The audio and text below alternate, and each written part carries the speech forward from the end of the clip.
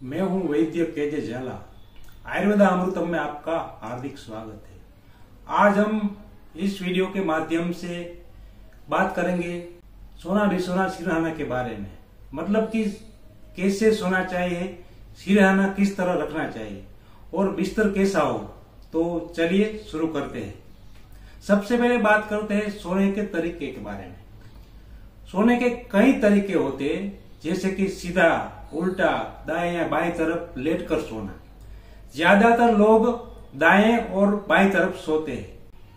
बाएं तरफ सोना हमारे लिए काफी फायदेमंद है, क्योंकि ऐसे सोने से हमारे शरीर की सारी गंदगी साफ होती है और शरीर अच्छी तरह से काम करता है। दाएं तरफ सोने से ये प्रक्रिया काम नहीं करती है। पाचन क्रिया तब ज्यादा अच्छे से होती है जब हम बाएं तरफ सोते हैं। यदि आप बाएं तरफ सोते हैं तो आपको मोटापे की समस्या का सामना भी नहीं करना पड़ता है। पाचन के साथ साथ आपका दिल भी ज्यादा बेहतर तरीके से काम करता है यदि आप बाएं तरफ सोए। इसके साथ साथ यह भी ध्यान रखें कि सोते समय पैर मुड़े ना हो। पैरों का सीधा होना अच्छी नींद के लिए बहुत ही जरूरी होता है। मनुष्य को नींद क्यों आती है? रात के समय में हमारे ब्रेन में स्थित पीनियल ग्रंथि में मेलाटोनिन नाम का हार्मोन निकलता है। यही हार्मोन हमारे दिमाग को शांत करते हुए और शरीर में शिथिलता लाते हुए सोने के लिए हमें प्रेरित करता है। 24 घंटे में कितना सोना चाहिए? किशोरावस्था यानी कि 14 से 17 साल 8 से 10 घंटे नींद लेने की सलाह दी गई है, लेकिन 7 से कम और 11 से ज्यादा घंटों की नींद को आयुर्वेद सही नहीं मानता। वयस्क यानी कि 18 से 25 साल नौजवान वयस्कों के लिए 7 से 9 घंटों की सलाह दी गई है, लेकिन ये 6 घंटे से कम और 11 घंटे से अधिक नहीं होनी चाहिए। रात को कितने बजे सो जाना चाहिए? टीनेजर्स के लिए लगभग रात 9 बजे से 10 बजे के बीच का समय सही रहता है। तो वही एडल्ट्स के लिए सोने का बेस्ट समय रात को 10 से 11 बजे के बीच माना जाता है। इतना ही नहीं, बच्चों को भी रात को 7 से 8 बजे के बीच सुला देना चाहिए। सोने का सबसे अच्छा समय क्या है? सोने का सही समय लोगों के बीच अलग अलग होगा, लेकिन अधिकांश लोगों के लिए नींद की सबसे अच्छी गुणवत्ता रात में प्राप्त होती है। रात 10 बजे से आधी रात के बीच सोना और सुबह 6 बजे के आसपास जागना सेहत के लिए बहुत ही अच्छा माना जाता है। अच्छी नींद के फायदे। अच्छी नींद आने से आप ब्लड प्रेशर, हाई कोलेस्ट्रॉल आदि समस्या से बच सकते हैं। अच्छी नींद आने के बाद आप काफी फ्रेश और किसी भी काम में मन लगाकर काम कर सकते हैं। पर्याप्त नींद के बाद आप काफी ऊर्जावान महसूस करते हैं। पूरी नींद लेने वाले व्यक्तियों की याददाश्त काफी अच्छी रहती है। अच्छी नींद होने से आपकी एकाग्रता भी बढ़ती है।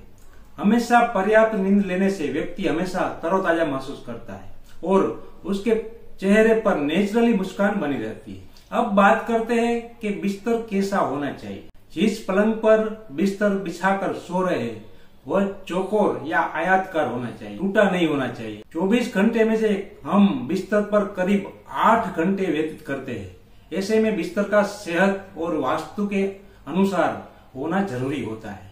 यदि आपका बिस्तर सही नहीं है तो रात भर नींद भी नहीं आएगी। आ भी जाएगी तो सुबह उठने पर शरीर में जकड़न या थकान महसूस होगी, क्योंकि बिस्तर से हमारी सेहत का भी संबंध जुड़ा है। आओ जानते हैं कि कैसा होना चाहिए हमारा बिस्तर। बिस्तर, तकिए और गद्दे न तो एकदम सख्त होना चाहिए और न एकदम मुलायम। पलंग के ऊपर कभी भी ऐसी सीट या गद्दा ना बिछाए जो 2 भागों में विभाजित हो। चादर का रंग गुलाबी, हल्का पीला, नारंगी या क्रीमी होना चाहिए। आप चाहे तो पिंकिश कलर की चादर भी ले सकते हैं। बिस्तर हमेशा कमरे की दक्षिण पश्चिम दीवार पर होना चाहिए। बिस्तर हमेशा साफ सुथरे होना चाहिए। गद्दे, तकिया, चादर आदि फट्टे और गंदे नहीं होना चाहिए। जिस पलंग पर बिस्तर बिछाकर सो रहे हैं वह चौकोर या आयताकार होना चाहिए, टूटा नहीं होना चाहिए। सिरहाना कौन सी दिशा में होना चाहिए? शयन कक्ष या बेडरूम में पलंग को हमेशा दक्षिण पश्चिम दिशा में रखना चाहिए। बेड की व्यवस्था इस प्रकार करें कि आपका सिरहाना दक्षिण दिशा में होना चाहिए। कभी भूलकर भी दक्षिण दिशा की ओर पैर करके न सोए।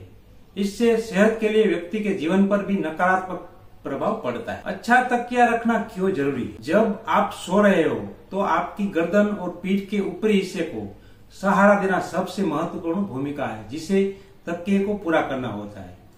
जब हम सो रहे होते तो हमें इस सहारे की आवश्यकता होती है, क्योंकि मानव रीढ़ की हड्डी स्वाभाविक रूप से घुमावदार होती है।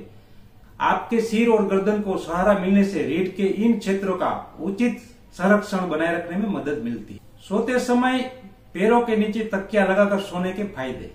यह पीठ के दर्द को कम करता है, पैरों की सूजन को कम करता है, शरीर की शून्यता को कम करता है। इससे साइटिका का दर्द दूर होता है, डिस्क पेन को यह कम करता है। आशा करता हूं कि इस वीडियो के माध्यम से आपको कुछ जानकारी मिली होगी।